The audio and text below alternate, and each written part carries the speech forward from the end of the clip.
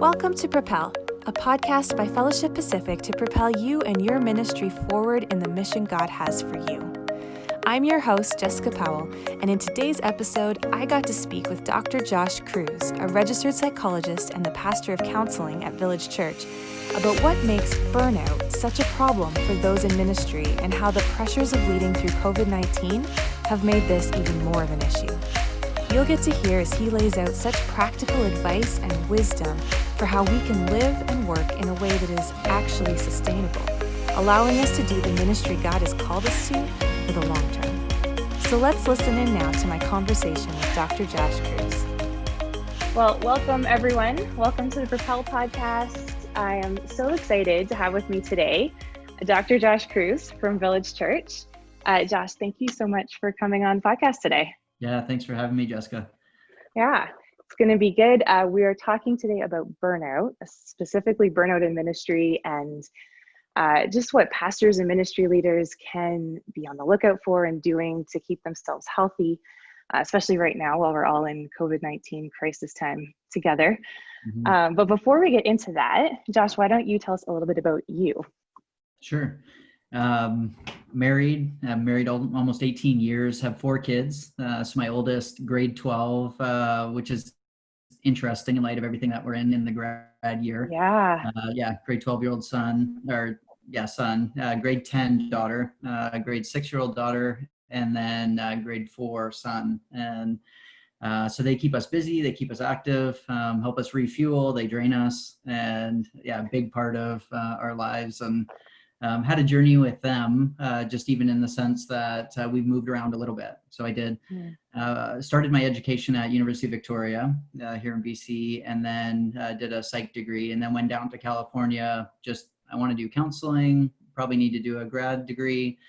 Went to Southern California, and then we were there for 7 years. So did a couple masters and then a PhD, and it was just each door opened along the way. That was never the intention. It was, okay, I want to learn more. I want to learn how to integrate faith with counseling. And that was a big part of doing the PhD, feeling like I've got my psych, I've got my spirituality, relationship with Jesus, and how do I make these work, not just for my life, but then for the people that I work with. And by God's grace, my wife was willing. And so we kept going.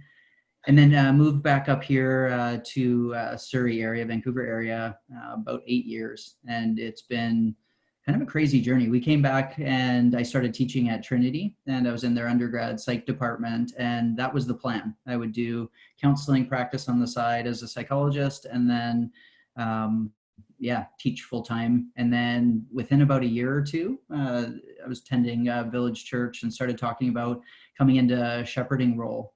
Which is quite a shift, just because that was never part of the plan. When I was going through my PhD program in clinical psychology, they weren't talking a lot about, and if you go down the pastoral ministry route, this is what you do. It was more practice or hospital settings, but it was such a good fit. I know a lot of times churches will then do, and this is great, then referrals out to counselors, and there can be a bit of a divide. So to be able to come in and do that well, very intriguing, prayed into it, God opened the door, and man, has it been a journey, just even coming into vocational ministry and what that means, and what does that look like for boundaries, and it's messy, but it's beautiful. So it's been I feel like I got another PhD in just ministry in the midst of that, and grown as a person, and crazy journey along the way, that's for sure. Oh. Wow, that is crazy. I know it's fairly unique to have because you still have a private practice as well. So you still have that, and you're a pastor, and the ability. And I worked with you for a little while. That's how I got to know you, and so got to see firsthand and even experience firsthand the blessing that you are in the church. So thank you for that. Thank you.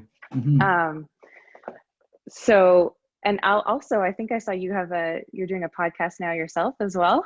So counseling things? Village Church Counseling podcast. And the idea is doing 10 to 15 minute snippets on conflict, depression, addictions, all across the board, just to be able to provide some information, but then some practical help, to help meet people in the midst of what's going on for them. So it's been fun. It's exciting. I love doing them.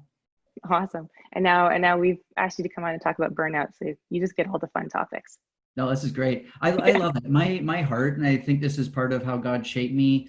If I can then come in and better understand what's going on for someone and provide some sort of support or help or encouragement or sometimes even challenge in it, love it. So yeah, as these things come up, Awesome. like it's such an honor to be on this. So I appreciate you asking me, because I know for leaders, this is big. Like even not for leaders or outside of church, this is really big, but definitely within the church. And how do we navigate this? This isn't our second round of COVID-19. This is all new, and we're trying to figure it out. And man, we need each other in and through this.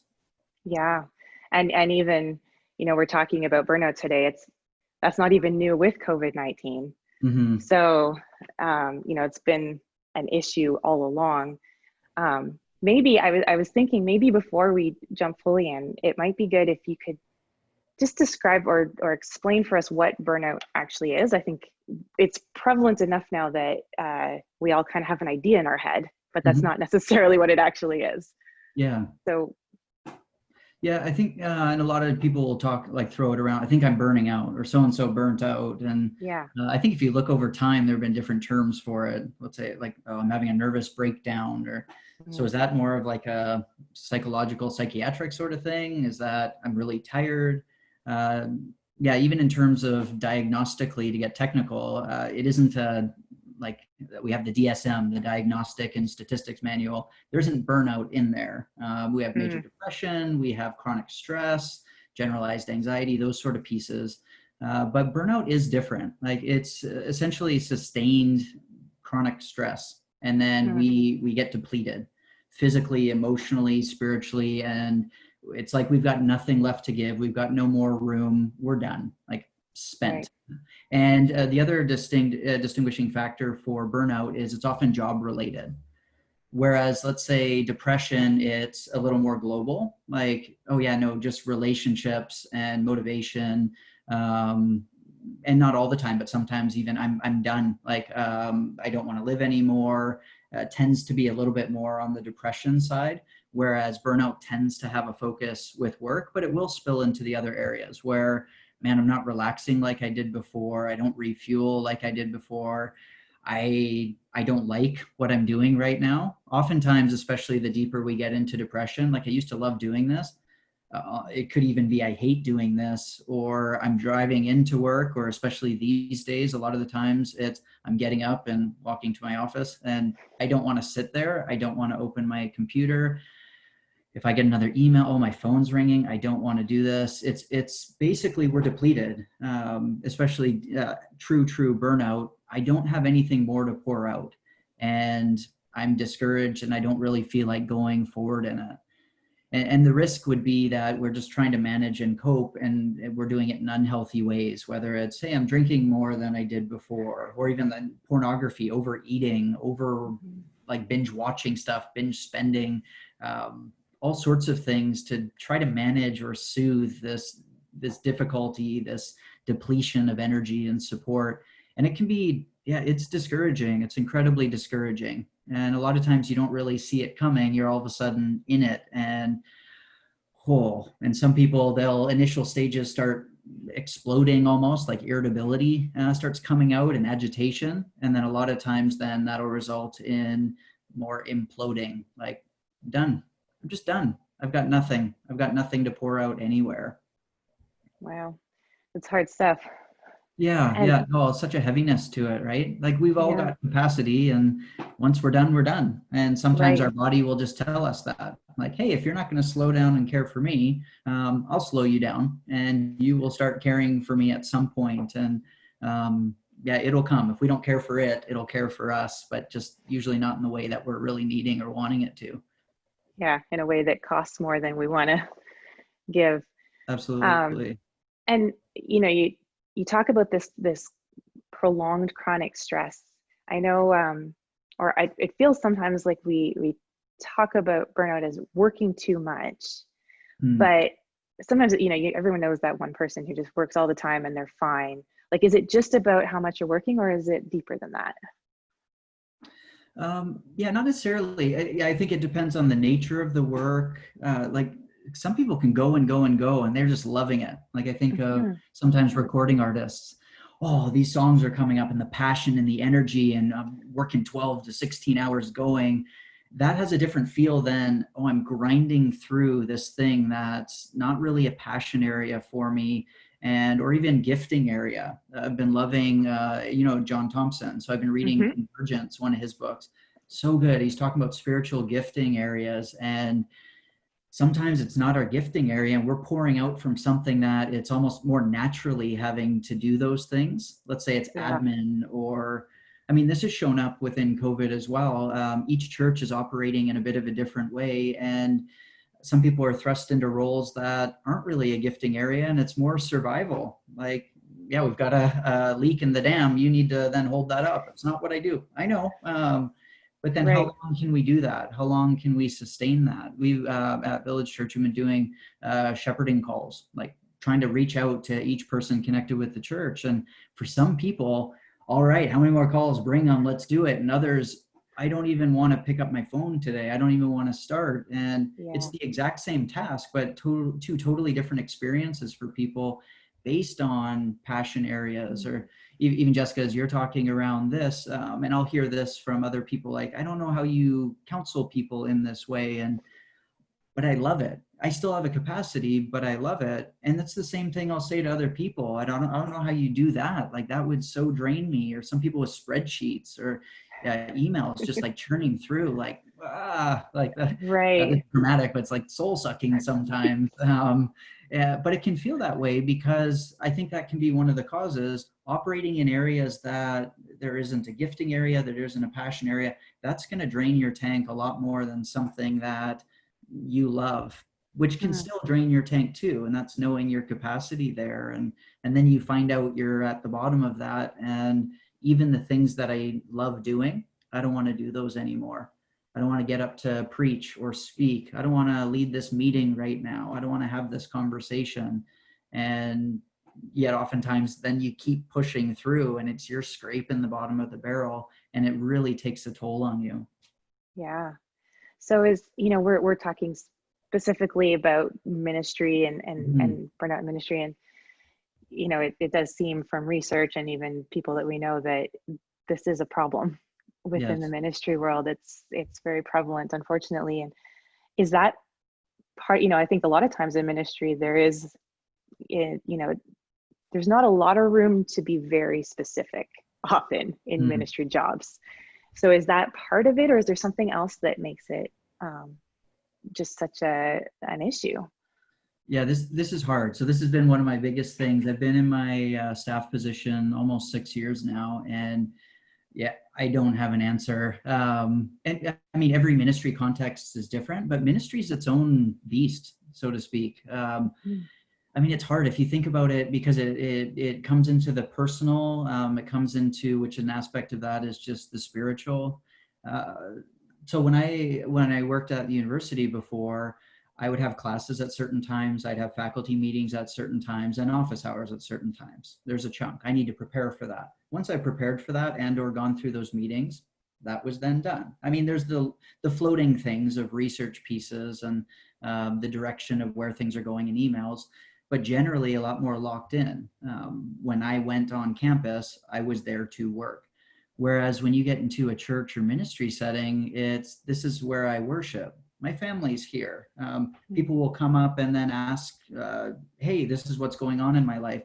Am I doing this as a fellow church attender, part of the body in that sense? Am I doing this in my staff role? Do I just lean into this? If you're then preaching, you're preaching. You're not sitting there being preached to.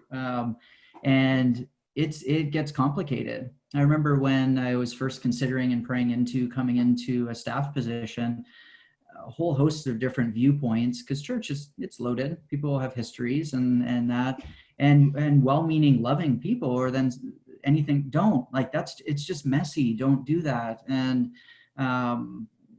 even around boundaries or different, especially within counseling, dual relationships, like counseling this person, but then are they then a friend or a staff member or this? And it's just living in that gray, and it's a lot more gray. So when we talk about burnout, when we talk about, boundaries, it's not as clean, it's not as clear.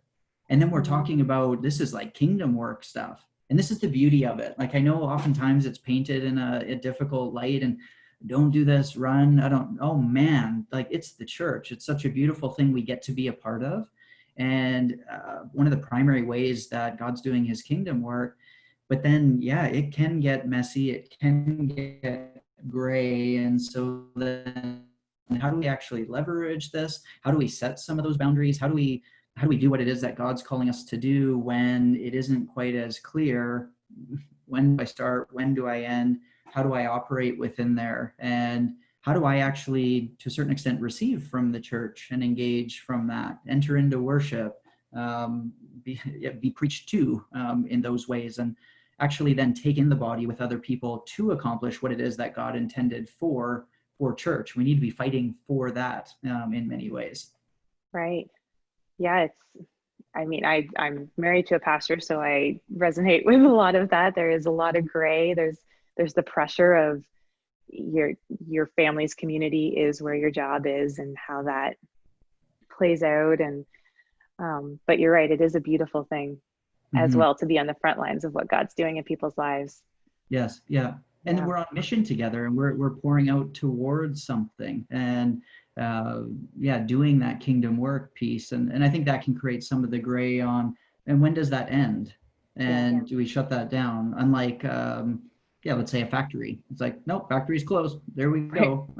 There isn't something to be done, but no, it's all God's work. And then even having a bit of that battlefield mindset of, we then need to go, and there is a battle. There's a spiritual battle. There's a whole battle going on, and we are then troops. But that's the hard part. I mean, battles often, they have a time period and a pocket, or even Carrie Newhoff talks about the seasons. Like, we can go through seasons of difficulty or extra pressure, but then seasons have endings. But if it's always a battle, like a lifetime of that, and by what power am I doing this? And then what do I have in me in order to then do that? And I think that's a big part of it. How often are we taking stock of how we're doing in the midst of this, instead of discovering? It's like that frog in the boiling water thing. You find out later, like, I mean, for the frog, I'm dead, extreme. Yeah. But then for us, it's like, I'm burnt out. I didn't realize that. I've been fighting a battle, and for years, for such a long time. And then you throw COVID on top of that. It hits everybody, and it adds a whole extra weight in there. It's a factor. It's a big deal. Yeah. Have you been seeing anything in particular with COVID and how it's affecting? I mean, you work in a church, so obviously, yeah. Yeah, even, personally, I found whatever I was carrying prior, then COVID came in, and all of a sudden things became unsettled. And like, even if we look at our psychology, we have schemas. This is part of the beauty of how God wired us, that we create these shortcuts for the world. There's so much information going on. And so we try to put things in boxes and have these quick, like the riding the bike thing. I can't think about all the mechanics of that. It just needs to happen. So our brains then wire together, and we get into simple mode. That's where we can sometimes tune out our spouse or our kids. It's, yes, I have no idea what they just said. So we have to be careful of the edges, but that's an efficient thing. And then all of a sudden the world changed, and not to be dramatic, but it has in many ways. There's been an unsettling. So then our brains are working harder, trying to figure out, what does this mean for me personally? Just like, I was tired for that first week, for sure. Just what is it going to look like to now work at home? And I did a day the other day going back into the office. I was tired by the end. And I could try to rationally say, what, I've done this before. I've gone into the office, and I wasn't even interacting with people. There's nobody there. But then going into a new environment, my brain had to say, oh, this is new again. How are we doing this? So you take, like, even remove COVID from the equation. Like you said, burnout isn't a new thing, COVID related, but it adds an extra chunk. It's almost like I was carrying a 70% load. COVID came in, and for some people, now it's 80%. For others, it's 100, 110. It adds a big extra chunk, no matter who you are, no matter where you live. And for some more than others, let's say spouse, the job loss as a result of this. Kids are now home, and we were talking about this earlier, of then having to jump into a teaching role. And I'm not a teacher. Oh, now you are. Oh, great. But I'm also then managing these other responsibilities. That's a lot. And I think one of the big things that I Yeah. hope you guys listening to this walk away, just to be encouraged and also have so much compassion and grace for yourself. We're in a time like no other, and we have capacity, and it's going to weigh us down. And the risk would be, especially social media connections of, well, I'm noticing this person doing that, and yeah, they're my wife's doing a sourdough starter thing, like, because everybody's baking now, right? Yep. It's been fun. We've had anything from crackers to wonderful loaves, and but the Nice. pressure of that, is that something, or whether it's exercise, or I need to lose weight, I need to gain weight, I should, like, whoa. And then we're putting all these Yeah. pressures on ourselves. And I think just moving through COVID and doing it with minimal damage, that's a win. Or even the day, like we did today, we got through today, and yeah, and celebrate Yeah. that. And I think we really have to watch the expectations, the pressures we're putting on ourselves. And if our we talk about self-talk, or it's like the coach on our shoulder, if the coach is saying more, go, go, go, then I know where that path goes. It goes towards burnout, and you'll find it pretty quick. But if you can then have that more compassionate side to say, hey, there's a lot going on in this world. Look at your individual life, look at things around you, look at the organization you're a part of. Like, so much has changed. It's okay. Find rest, like pull back as needed, slow down, refuel. Like, I think we need to have those pieces. We need to hold those, because otherwise we're just going to keep dipping down further and further and further, because COVID's added a heavy weight to all of us. Yeah. Oh, totally. And all the decisions that have to be made when we've never faced any of it before. I've joked that we used to talk about out of the box thinking, but now all thinking is out of the box thinking because someone destroyed the box. Yes. Like, and so that's a weight in and of itself. So, probably go on and on about how bad burnout is and all the risks, but we want to have something to do. Like, what then would you say, like, what do you want to encourage those who are listening to do and be on the lookout for, and how can we prevent this? Yeah, I think a big thing is we can't do it on our own. So number one, we need Jesus in and through this. We need to be preaching to ourselves, and not a come down, grind us down sort of thing. Like, yeah, there'll be a challenge in there, and I hope that if you're knocking on the door of burnout, or you're wondering, like, is this me? I'm not so sure, that there will be a nudge. But not in the guilty sake. This is the beauty of the gospel. Like, we're called to such a high standard. Like, be perfect as your Father in heaven is perfect. Do not be anxious. Rejoice always. Pray without ceasing. Like, the standard's high for us. Well, why is that? Because, man, heaven, we need the protection there that no sin can enter in, and God's called us to that. But the beauty of the gospel is He knows that we can't do it on our own. That's why we need Jesus in and through this. You need Jesus. I know you know that, but I'm constantly preaching the gospel to myself in everything that I do. I need that power. Like, I won't then measure up. It's because of who He is and what He did. And so I think number one, it's then recognizing that from a place of humility of, like, it's when we are weak, He is made strong.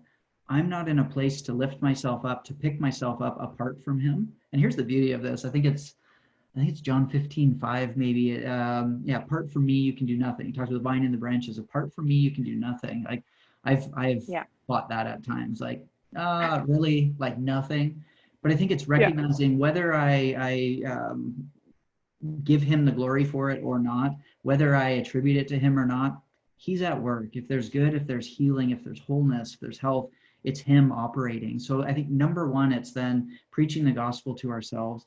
And then others.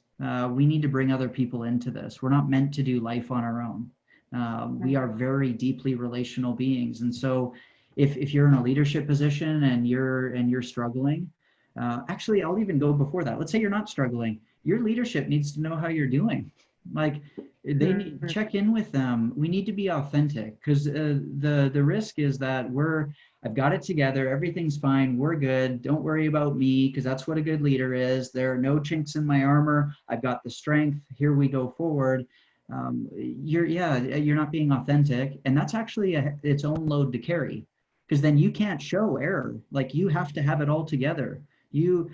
And then sometimes I'll hear this, and I have to watch this tension in me too. Well, we're going through COVID. We need a leader. Like, we need to step forward and just like, everything's fine, everybody. But that disconnects from people, because it isn't perfect. It is hard. It is heavy. And so even just saying, like, and I would encourage this, lead from that, whether it's a staff meeting, whether it's one-on-one meetings, whether it's preaching, whatever it is, acknowledge that this is tough. Acknowledge your struggles in that. What's the saying? Lead from your limp. Be authentic. It'll actually take some pressure off of you. It's a beautiful thing. I think church, the more we can be real and actually engage with our heart, that what really matters, what's going on inside, a freedom can then happen. So bring others into it, let them know. And I think a big part is get back to the basics, especially if you're in a phase of burnout. And if you're not, these are things that you can have in place too. It starts with the body. Like, listen, are there aches? Are there pains? Are there tensions? I worked when I was an undergrad, we're moving furniture around for dorms, and I threw my back out. So now that's a wonderful reminder for me that if I get tension in my upper back, it's like, yeah, I'm carrying a little more stress. And I may not know it, but when my back tells me that, or sometimes I get a nice little flutter in my eyelid, which is wonderful. People think I'm winking at them. Like, no. just tired or stressed right now. But we all have those. Like, think about that for a second. What are some of your indicators? What are your body clues? And what you need to do is then, and I'll give you 4 R's for this one.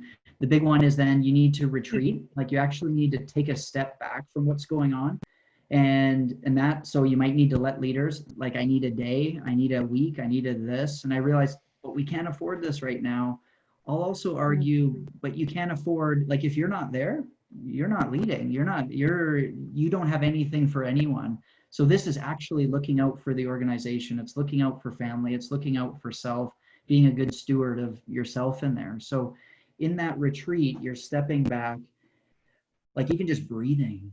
There's something powerful about breathing. Like, when people are freaking out about something, I just take a deep breath, calm down, which usually we can't hear. Why? Because we are freaking out, and I can't hear you right now. Like, I actually need to calm down. That's a good marriage tip too. And soothe, relax, and then actually get that rest. And it'll probably take a bit. If you've been grinding down and your body, like, the fatigue is there, you're probably not going to have a night's rest. And then all of a sudden it's like, there you go, pop back at it. So then you're probably not in burnout if that's the case. But if you're having a hard time actually recuperating, then you need retreats. Like, you actually need to move away and simplify. Like, I was talking about all the information our brain's taking in. If we keep feeding it with more information and shifts and changes, and it will never get the rest that it needs. We have to unplug, take a step back. And then even, like, exercise is big, whether it is depression or whether it's burnout. And this is, like, it's such a catch-22. Wait, Josh, you're saying that burnout is, I don't have any physical, emotional, spiritual, relational energy, and I'm supposed to exercise? Yeah, but that's how we actually regain some of that. It's like you're getting the engine going again. But you need, okay, God, I need your help in this. Empower me to do immeasurably more than I can think or ask, because my body's saying, no, it's not happening. But then we need others too. Like, hey, you want to go out for a walk? Do you want to do that? That's been one of the beautiful things of COVID. I've never walked more in my life. And they're never straight paths, because I'm like zigzagging, avoiding people coming down here and there. It's like the whole leper sort of thing. Yep. Thankfully, that definitely feels like that. But we all know what's going on. So, but no, you need other people to then say, hey, let's get up, let's get going. So we need to retreat, and then we need to refuel. And that's getting the rest, the relaxation. We need to be tuning into what's going on inside of us. Pete Scazzaro has a great book, Emotionally Healthy Spirituality. And he'll talk about the importance of slowing down, going down into what's going on inside. Like, let's do a bit of a check engine sort of thing. And a lot of times, and I'll stereotype, and myself included, that in ministry, we're cognitive, rational ideas, logic, theology, we go. Beautiful thing. A lot of times we then neglect the below the surface. How am I doing? How am I feeling? Like emotions they're hard to put in boxes, and they're all over the place. I think one of my profs was talking about, they're firm like jelly. And so a lot of times we just don't want to do that. Let's not go there, but it's important. They're great clues. I'm getting irritable. I'm sad. I'm lonely. I'm angry. About what is then the question we always ask. And there's a really great tool. You could just Google this. It's called the Pletchik emotion wheel, or if you even just type in emotion wheel, and it gives a bunch of different options, because a lot of us, we don't have words for it. Well, what are you feeling? Not good. All right. Can we go a little bit deeper in that? But then looking at that wheel and discovering, and it can be a variety of things. I'm sad, I'm lonely, I'm tired, I'm irritable, I'm angry. And then even Daniel Siegel, he's a neuropsychiatrist, talks about name it to tame it. If we can start putting words to that, it starts to come down a little bit. And then also, as we can tame it and even process it, our load becomes lighter, and then we can work with it better. I'm angry about this. Okay, was an injustice done? Or talk about tip of the iceberg. Usually it's not just anger. It's, okay, what's below this? What's happening under the surface? Right. I'm feeling lonely. Well, then that's good to know. Can I bring a trusted person into that? Maybe it's a spouse. Maybe it's a family member. Maybe it's a good friend. And you can either share, I'm feeling lonely, or you connect with them and you start tapping into that lonely place. And so you can start to work with that. And then the other big piece would then be part of the refueling. So we've retreated, refueling, and this is part of the repurpose, really connecting back to the source. Like, apart from me, you can do nothing. Well, that means that in him, I can do all things. And this is the beauty of scripture. So I think that's one of the primary grounding basics piece. And I know we know this. And so this is a little bit Sunday school. But man, back to preaching to ourselves. Like when I get anxious, so even like I love doing, whether it's podcasts or webinars, teaching, those sort of things, I get angst because it's part of anxiety's job. Like, hey, careful, you're not just standing by yourself here or talking to somebody else. Pay attention. Here's some things you need to think about. And I can only imagine for all you teachers, preachers, leaders who are then speaking to a camera, like, man, is that hard? Hey, I've got no feedback here. Even try to drop a bit of an illustration or a joke and you get silence. Like, all right. And then moving forward, that's hard. We don't then get that feedback. My quiet time's been such an anchor then to me. And I'll go through seasons too. I'm not perfect in it, but it's such a grounding. It reminds me who he is, who I am, and by what power I'm going to do anything. And I think that's part of the beauty of spiritual gifts too, to where, man, he's spoken through donkeys, which is humbling for me. So if he can speak through a donkey, he can speak through me. Even the rocks cry out. Like it puts us in our place and recognizes that he hardens hearts, opens ears.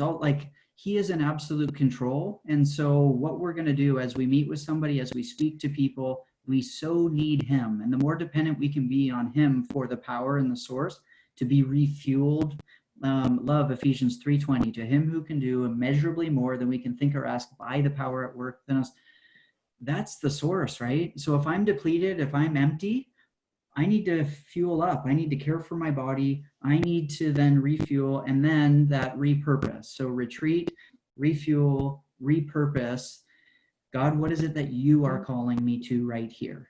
Like, I imagine if you're a church leader, what systems do we have in place? What's next? What are we doing? This can be an exciting and a daunting time. It's beautiful. I'm so praying into the world is unsettled. I'm praying for revival. Amen. Yes, because we realize how little control we have. And I've heard it said, it's like we're building a plane in the air. All right, we got to go. We've got a service that needs to come out. We've got ministries that are then going. We're figuring it out. So give yourself that compassion. You're going to make mistakes. Let's learn from the quote unquote failures of that. But then let's not do it ahead of him. Okay, God, what is it that you want in place? There are a lot of the sayings, or was it a good thing and a God thing? Like, there are beautiful ministries and groups and this we could be starting, but is that what God's wanting us to do right now?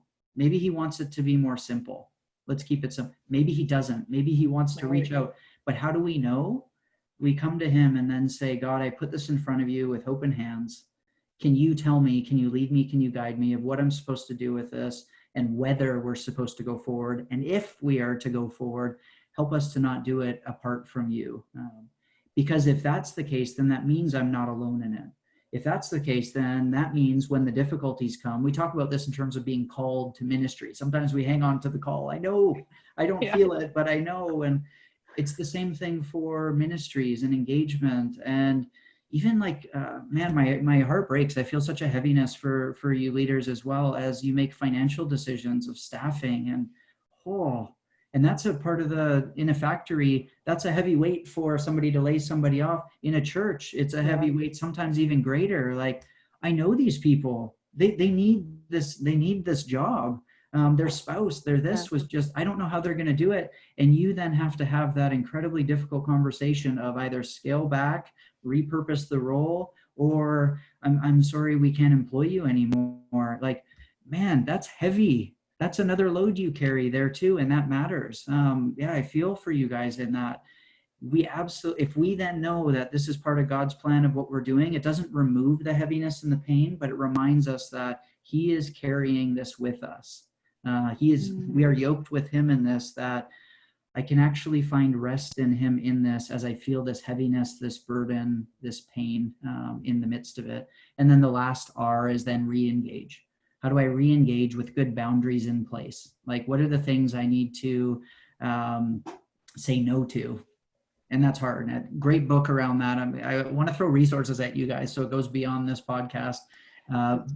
Perfect. Yeah, Cloud and Townsend, great book called Boundaries. They'll talk about boundaries with yourself, with others, with technology, with work, with friends. As we start reintegrating, more opportunities are going to come up. Beautiful thing. We've got freedom, but with freedom, we've also got a responsibility of where do I pour? And if I'm already running on empty, like I felt angst when I was hearing like we're coming back to things like, and that might sound backwards, but it's like my brain is saying, whoa, new things, new schemas, new structures. We just got used to this other one. Yeah. We weren't even used to it. Like, that's the thing. We just started finding a normal. Yeah. We just started finding it and now it's changing again. And that requires so much energy and space in there too. So how do I have the courage to say no? And I think the big picture and why, and that's big for me. I have a hard time. I don't want to reject people. I care about them. And so if I need to know why I'm doing that. Well, because why, if I do something every evening, or if I do this multiple times a day or so many appointments, I won't have anything for anyone. So why? I need to make sure I'm caring for me, caring for my family, caring for my organization, caring for relationships, under him, of course, guiding and directing it. So that's why I'm going to say no right now. And some people are great with that and some people aren't. And I then have to reassure myself, this is because that's okay. Yes. Exactly. It's like a mantra almost. That's okay. I'm going to be okay. They're going to be okay. And it may not sit well, but I'm doing it because this is part of caring for myself. And sometimes it's actually caring for them too. Like, you won't have me as a friend, not because I won't like you. I just will have zero capacity if I say yes to everything. So I'm going to pull back to actually protect our relationship so that I have more to give when we are actually together and around each other. So yeah, we re-engage with those boundaries and those structures in place. Wow, it's so good. And yeah, I love all the resources. We'll make sure to put like links to all of them in our show notes so that it's easy for everyone to find. Mm-hmm. So, I mean, there's so many things that we can do. You just listed off what, like, how do you find the next step? You know, if someone's listening and they're going, okay, that's a lot, I need to do something. How do you figure out what's the next step for you? Yeah, great question. I think the big next step, and I love just even the fact that you're doing this podcast, it's basically to connect us in our little pockets. And there are other leaders, there are other pastors out there that are going through this. Mm-hmm. And I would encourage you, and I realize it does take courage, but be the one to reach out. We read and react people. It's like, how are they doing? Oh, they seem fine. They probably can't handle my I'm not doing fine. Or I don't want to be, the fear is being shamed in that of, well, they're carrying that load and seem to be okay. Well, think of how you portray yourself when you're out in front of other people. You probably look fairly okay. But I know, I am telling you, I'll engage with pastors from different churches, organizations. This is a thing. Like if you look at what's searched on the internet right now, mental health, burnout, in ministry, like it is a thing. You are not alone in this. So I think the step one would be who's somebody you can reach out to and let them know. And you could even preface it with, hey, I was listening to a podcast, or I was reading a book on whatever it might be. I'm struggling right now. Here's what I'm noticing. And oftentimes, especially if this is somebody that you can trust, they will then reciprocate and share a little bit of their struggle in the midst of it. But we have to do this together. Like, let's not my church, your church, this church, that. No. Church, like church, how it's supposed to be. We need each other in the midst of this, because man, it can be lonely at the top, so to speak, in terms of leadership roles. And then from that place, hopefully recognizing, that lead from the limb. I don't need to be at the top on my own. I'm actually going to better care for my people if I can be real and honest about what's going on. Like, hey, we had a really tough week. We didn't do school for the last half of it. Yeah, that's just how it went. And you know what's going to happen? There's going to be a bit of a peace that even happens for whoever's hearing from you in the midst of that. Because you're real, they're living in the real world, you are too, but it gives them that permission to then share, I'm not okay. And you know what actually happens? The risk would be, on the one hand, everything together from the top down, everybody else has the pressure of putting things together on top of everything they're carrying. Whereas then on the other hand, it's, hey, I'm human. Here are the things I'm thankful for. Here's how I'm going about this. Here's what I'm struggling with. Now level playing field, and you'll actually find people within your congregations, organizations, reaching out to each other more, because now we can talk about it. And then those care needs for you, especially if you're not a shepherd, become much less. And in a beautiful way, there's only one Savior. You are not him. I tell myself that all the time. I don't actually think I'm the Savior, but I carry the weight or the burden of trying to care for people in it. And I have, like, that's a big mantra, especially when I came on at the church. He is. So then therefore, I need to rely on him. Others need to rely on him in that too. And it actually gives them the permission to care for each other in a better way. And the church can be the church. Gary, your husband, I've loved connecting with him. He has such a heart for that. It's, how do we help the church be the church? Like, actually, as a leader, I want them to do it. If I'm carrying it, they're not doing it. And we actually can be robbing people of their beautiful shepherding gifts and mercy and care gifts and helps within the church. Can we be real ourselves to then have them, I think, quite organically care for each other in and through this? Oh, Josh, so good. I know there's so much that we could just keep going and going and going. I'm so grateful to you for coming on and doing this today. I was wondering, before we go, would you be willing to pray over our pastors and our leaders and those listening, especially those who are maybe listening going, yeah, this is me. Yeah, love to. Yeah, God, I so thank you that, man, you are powerful, you are huge, you are over all things, you are in all things. And on top of that, you intimately care about each person. You intimately care about everybody who's listening to this right now. You know how many hairs are on their head. You breathe life into their lungs. You know the plans that you have had, do have, continue to have for them. And you say you're near to the brokenhearted. Nothing can separate us from your love. I thank you, Lord, for how much you love and care for each person here. I ask that they would get a strong felt sense of your presence, and then also know, even on a head level, that you are with them in this and through this. I thank you that you do empower us, that you equip us. God, I ask that you would encourage each person right now. I thank you that as we talk to you, we're not trying to send stuff up to you. You hear us. We can even enter into your throne room. And I ask for that experience for each person right now, that there would be a spark, there would be a fire, there would be an encouragement in them, that being in your presence, Lord, that's home. That's where we need to be. That's where the refueling and the repurposing then come. Help them to draw near to you.